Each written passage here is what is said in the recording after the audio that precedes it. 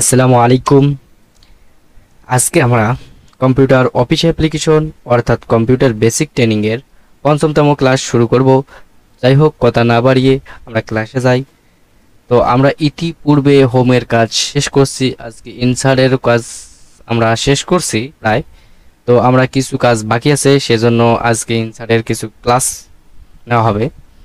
তো আপনারা যারা ইতিপূর্বে আমাদের ভিডিওগুলো দেখেননি, তো সেগুলো দেখলে আপনাদের অনেক কাজে আসবে বা অনেক স্কিলটা আপনাদের অনেক মজবুত হবে। সেজন্য যারা দেখছেন তা তো অবশ্যই ভালো কিছু করছি, আর যারা দেখেন নাই তাদের অবশ্যই দেখার জন্য বলা যাচ্ছে। তো আমরা কথা না বাড়িয়ে আমরা কাজে যাই। তো আমাদের ইতিপূর্বে সব কাজ পাই টু পাই ক্ষুদ্র ক্ষুদ্রভাবে আপনাদেরকে বুঝিয়ে এবং শিখিয়ে দেওয়া হয়েছে। তো আজকে আমরা এই কাজ, এতটুকু কাজ আমাদের বাকি ছিল, সেটুকু আজকে আমরা ক্লাস নেব। তো এখানে আমাদের signal single single turn line, তো সিঙ্গেল টার্ন লাইনে আসলাম। তো সিঙ্গেল টার্ন লাইনে আসলে আমরা দেখতে পাচ্ছি যে দুইটা অপশন শো করতেছে। একটি হচ্ছে Microsoft offset signal turn line এবং আরেকটি হচ্ছে অ্যাড সিগন্যাল টার্ন সার্ভিস। তো আমরা মাইক্রোসফট অফসেট সিগন্যাল লাইনটি ক্লিক করলাম। তো মাইক্রোসফট অফসেট সিগন্যাল লাইন বলতে একটা লাইন থাকবে, তার পিছ বা নিচে আপনার কি ডাটা থাকবে, যে কোন বিষয়ের ওপর আপনি Microsoft signal off turn line লিখতেছেন, সেটাই যে সাধারণভাবে একটা সিগন্যাল লাইন থাকলো। তো এরপরে আপনার নিচে থাকবে ডাটা, আপনি যে কোন বিষয়ের ওপর মাইক্রোসফট সিগন্যাল টার্ন লাইন লিখতেছেন বা কোন বিষয়ে আপনার উপস্থাপন করবেন তার শিরোনামটা এখানে শো করাবে। তো আপনারা যারা যারা কোনো প্রতিবেদন বা কোনো কিছু করতেছেন, তো সেক্ষেত্রে এটা ব্যবহার করা হয়। তো আমরা সাধারণভাবে দেখলাম, আমরা লেখার ক্ষেত্রে কিভাবে কি করব সেটা একটু দেখি। যাই হোক, আমরা লেখার ক্ষেত্রে মাইক্রোসফট সিগন্যাল টার্ন লাইনে আসলাম। আসার পরে আমরা আমাদের আজকে মনে করেন আমাদের স্যালাইনের নামটা এখানে লিখি। আমাদের স্যালাইন নাম হচ্ছে এনপিটিএস, তো নুরনবী। তো এনপিটিএস নুরনবী আমরা লিখলাম। লেখার পরে আমরা এখানে ওকেতে ক্লিক করলে আমাদের কি মাইক্রোসফট সিগন্যাল টার্ন লাইনে এখানে শো করাবে। তারপরে আমাদের কি চ্যালেঞ্জ সম্বন্ধে আমরা বিস্তারিত লিখবো, এখানে শো করাইতেছে। শো করার পর আপনি আপনি ইন্টার চাপ দেবেন। ইন্টার চাপ দেওয়ার পরে আপনার কি ওই চ্যালেঞ্জ সম্পর্কে, আমাদের এই যেমন এনপিটিএস চ্যালেঞ্জ সম্পর্কে আমরা বিস্তারিত লিখবো। আর আপনি যে বিষয়টি কাজ করবেন সে সম্বন্ধে বিস্তারিত লিখবেন। এটাই হচ্ছে মাইক্রোসফট অফসেট সিগন্যাল টার্ন লাইনের কাজ। তো আমরা এবার Microsoft offset signal turn line দেখলাম। এখন আমরা আরেকটা আমাদের কি আছে, এখানে দেখাচ্ছে কি অ্যাড সিগন্যাল সার্ভিস। তো অ্যাড সিগন্যাল সার্ভিসটা মূলত হচ্ছে কি জানেন, অনলাইন থেকে আপনি কোনো সার্ভিস বা কোনো ডাটা যদি ওখানে দেন বা আপনার অ্যাড করতে হয়, সেক্ষেত্রে আপনি এটা ব্যবহার করবেন। তো আমাদের এখানে অনলাইন থেকে কোনো ডাটা বা টেক্সট অ্যাড করার প্রয়োজন নেই, সেক্ষেত্রে আমি এটা ব্যবহার করব না। সেক্ষেত্রে আমি এটা কেটে দিলাম। কেটে দেওয়ার পর আমাদের কি পূর্বের অবস্থায় ফিরে আসলো। তো আমাদের কি সার্ভিস সিগন্যাল টার্ন লাইন আমাদেরকে শেষ। তো এখন আমরা কি আসবো, ডেট অ্যান্ড টাইম। তো আমরা ডেট অ্যান্ড টাইম তো আমরা জানি। তো সাধারণভাবে যত ডেট অ্যান্ড টাইম বেশিরভাগই ইউএসএ ব্যবহার করা হয়, অর্থাৎ ইংলিশে ব্যবহার করা হয়। তো সেখানে ইংলিশ আছে, আপনারা যে ক্ষেত্রে ব্যবহার করবেন সেখানে এখানে লিখে এখানে দিলে আপনাদের এই ডেটগুলো শেষ হবে। যদি আপনি বাংলা দেন তো বাংলা হবে, হিন্দি দেন হিন্দি হবে, আরবি দেন আরবি হবে, যেটা দেবেন আপনি, ইতালি দেন ইতালিক হবে, যেটা দিতে চান সেটাই হবে। তো সেক্ষেত্রে আপনি যে কোনো একটা টাইমস ডেট সিলেক্ট দিতে পারেন। তো আমরা যে কোনো একটা দিতে পারি এখানে।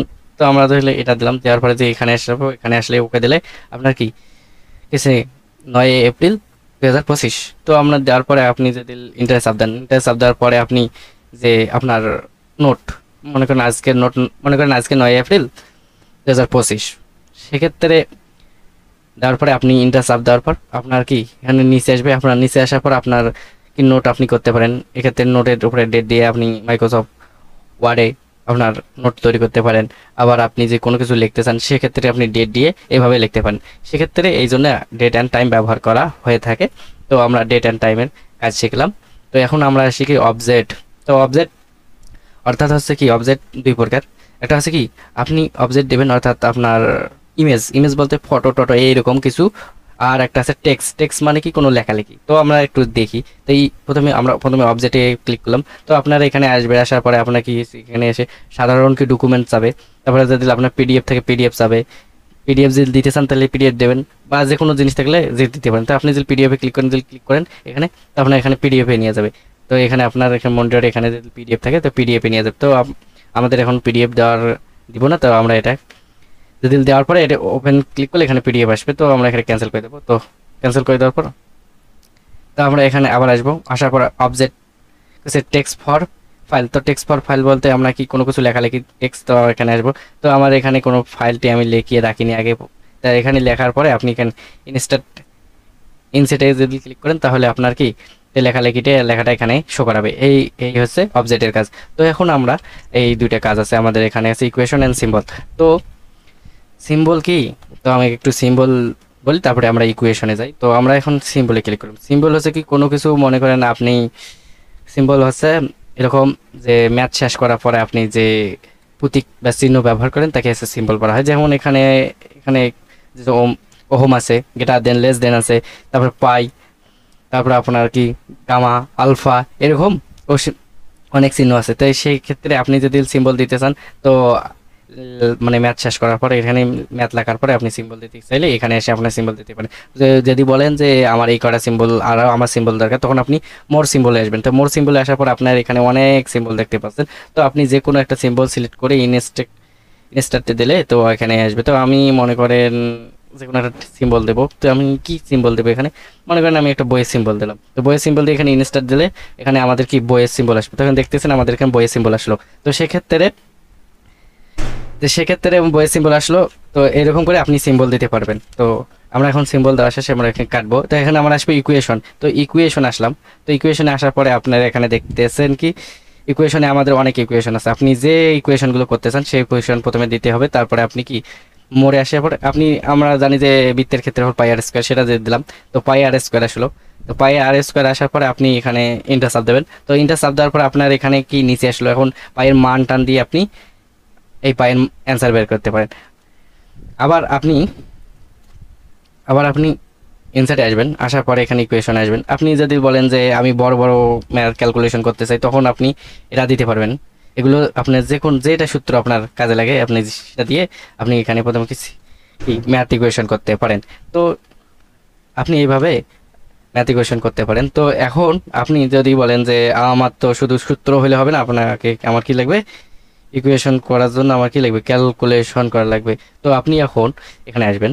তো আসার পর এখানে দেখবেন যে আপনার কি কাস্টমাইজ করা দরকার। আপনি যদি মনে করেন যে আমার ভগ্ন অংশ আকারে কিছু ম্যাথ লেখা লাগবে, সেক্ষেত্রে আপনি এখানে আসবেন। এখানে আসার পরে আপনার যে টাইপের, যে প্রকৃতির আপনার ভগ্ন অংশ আকারে থাকবে, অর্থাৎ তো আমি সাধারণভাবে এটা দেখছি, এটা দিয়ে আপনাদেরকে দেখাচ্ছি। তো সাধারণভাবে আমার ভগ্ন অংশ মনে করেন এখানে আমাদের দিলাম 4, পরে নিচে দিলাম আমরা 2 দিলাম। সাধারণত 2 দেওয়ার পর আমরা ইন্টার চাপ দিলাম। আমরা নিচে আর দেবো না, দাঁড়ান, এখানে 2 দিলাম। তো দেওয়ার পরে আমরা এখানে ক্লিক করলাম। তো আমাদের কি ভগ্নাংশ আকারে মানটা চলে আসলো। তো সেক্ষেত্রে আপনি এরকম ভগ্নাংশ দিতে পারেন, আবার সাধারণভাবে আপনি সাধারণও দিতে পারেন, আপনার যেমন খুশি। তো আপনি আবার আসবেন। এখানে আসার পরে আপনি কি ইকুয়েশনে আসলেন, আসার পর সরি এটা কাটতে হবে আমার। তো এখানে আসার পরে আপনি ইকুয়েশনে আসার পরে আপনি যে ভগ্নাংশ দিতে পারেন, আবার এক্স আকারে দিতে পারেন। আপনি আবার ওই যে ক্যালকুলাস আকারে দিতে পারেন, আপনি কি সাইন কস আকারে দিতে পারেন। আপনি ক্যালকুলাস আকারে আসলেন, ব্যবকলন সমকলন দিতে পারেন। এখানে হচ্ছে ব্যবকলন সমকলন আকারে আপনি দিতে পারেন। আবার কি এখানে ডিভাইড অর্থাৎ ক্যালকুলেশন আকারে দিতে পারেন। আপনার যেরকম ইচ্ছা আপনি সেরকম ভাবে ম্যাথ লিখতে পারেন এখানে। তো আবার এখানে আছে কি আমাদের কি ওই যে ব্র্যাকেট, আপনি কি ফার্স্ট ব্র্যাকেট দেবেন না সেকেন্ড ব্র্যাকেট দেবেন না থার্ড ব্র্যাকেট দেবেন, সেক্ষেত্রে এখানে ব্র্যাকেটে আসবে। তারপরে আপনি এখানে আসবে আপনার কি সাইন কসের মানের দরকার, অর্থাৎ সাইন কস থেকে ট্যান যে কোনো আপনি মান দেওয়ার জন্য এখানে আসতে হবে আপনাদেরকে। আসলে এখানে গিয়ে সাইন কস মান আসবে। তো আপনি এখানে মান দিলেন এই সাইন কসে আসার পরে এই যে এখানে ক্লিক করতে হবে, ঘরটাতে ক্লিক করবেন। ঘরে আপনি কত ডিগ্রি দিলেন, মনে করেন আপনি 30 ডিগ্রি দিলেন, সাইন মান 30 ডিগ্রি, তাহলে সেক্ষেত্রে আপনি সাইন মান 30 ডিগ্রি আসলো। এইভাবে আপনি সাইন কসেরও মান দিতে পারবেন। তো আবার আপনি সাইন কস থেকে শুরু করে আপনি ইকুয়েশন আসলাম। তো আপনি এখানে কি লিমিটের অঙ্কগুলো করতে পারেন। লিমিটের অঙ্ক যেরকম কোয়ালিটির আছে আপনি দিতে পারেন। এখানে অনেক কোয়ালিটির লিমিট আছে, আপনি যেটা দরকার আপনি মনে করেন লিমিটের একটা অঙ্ক দিলেন, মনে করেন এখানে আছে লিমিটের মনে করেন এক্স এক্স ইনভার্স এক্স, আপনি এক্স ইনভার্স এক্স এর লিমিটে একটা অঙ্ক করলেন, তো সেক্ষেত্রে আপনি এক্স ইনভার্স এক্স দিতে পারেন, আপনি আরও অনেক কিছু দিতে পারেন। সেক্ষেত্রে আপনি যেরকম আপনার পছন্দ বা যে কোয়ালিটির আপনার দরকার সেক্ষেত্রে সেটা দিতে পারেন। আম, তো সেক্ষেত্রে আপনি যে কোনো কোয়ালিটির মান দিতে পারেন।